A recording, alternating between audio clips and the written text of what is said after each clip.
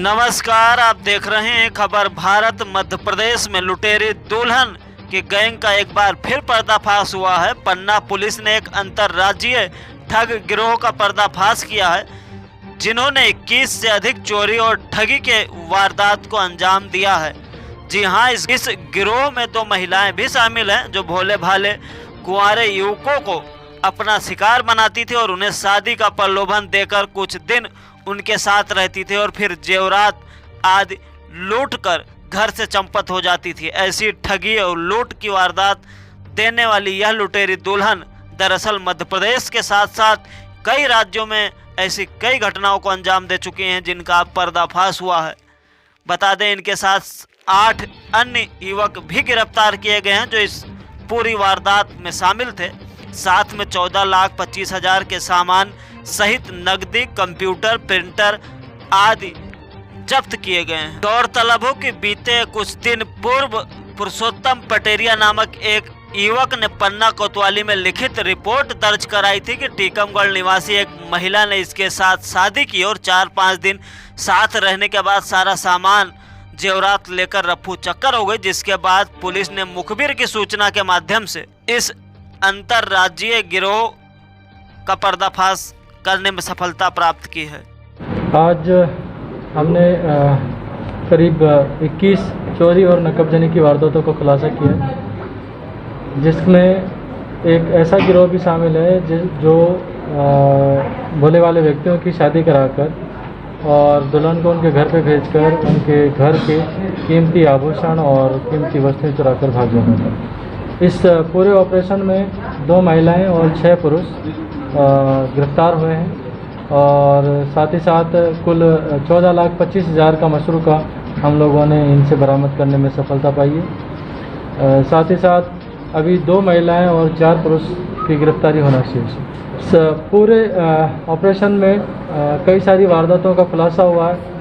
न केवल शादी का झांसा देकर और दूसरों के घर में बहू बनकर रहकर उनके कीमती जेवरात ले जाने वाले गिरोह का पर्दाफाश हुआ है, बल्कि इसी प्रकार से किराए के मकान लेकर आसपास के क्षेत्र में नकबजनी करने वाले और उनके कीमती वस्तुएं आभूषण चुराने वाले गिरोह का पर्दाफाश हुआ है।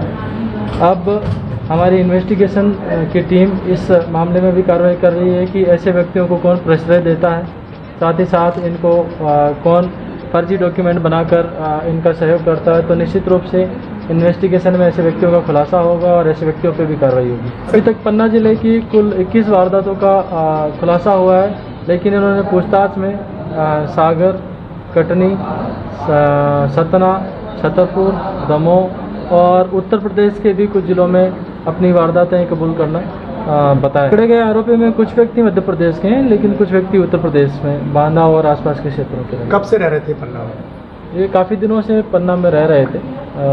हमारे मुखबिर ने सूचना दी तो हम लोगों ने जो पूर्व में 20 तारीख को इस प्रकार का जो प्रकरण पंजीबद्ध किया, उसकी तस्दीक इनसे की तो इन्होंने पूछताछ में वो वारदात कबूल करना बताया और ये भी बताया कि वो काफ़ी दिनों से यहाँ पन्ना में धाम मोहल्ले में रह रहे हैं। सर, इस निश्चित रूप से साइबर सेल की भूमिका है, क्योंकि ऐसे अपराधियों के पुराने डेटा प्राप्त करना और ऐसे आरोपियों की पकड़ तक पहुँचने में साइबर सेल की भूमिका बहुत ही सकारात्मक रही और हमारी साइबर की जो छोटी सी टीम है उसने बहुत ही अहम रोल इसमें अदा किया। निश्चित रूप से इसमें 2 इस प्रकार की महिलाएं जो हमने गिरफ्तार की है, उसमें एक गैंग की मास्टरमाइंड है और अन्य महिला उसका सहयोग करने वाली है।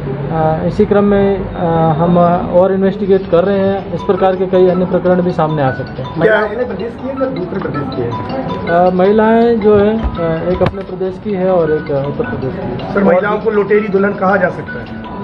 हाँ, इन्होंने शादी करके और फरियादी के घर में कुछ दिन रह के और उसका सारा सामान और कीमती आभूषण चुरा के भागने का काम किया है। तो निश्चित रूप से इन्होंने इस प्रकार की घटना की है। Thank you sir. ऐसी ही खबरों के लिए आप बने रहे खबर भारत के साथ। चैनल को लाइक, शेयर और सब्सक्राइब करना ना भूलें। हाँ, एक विशेष बात, 2 गज दूरी, मास्क जरूरी, इसका पालन अवश्य करें।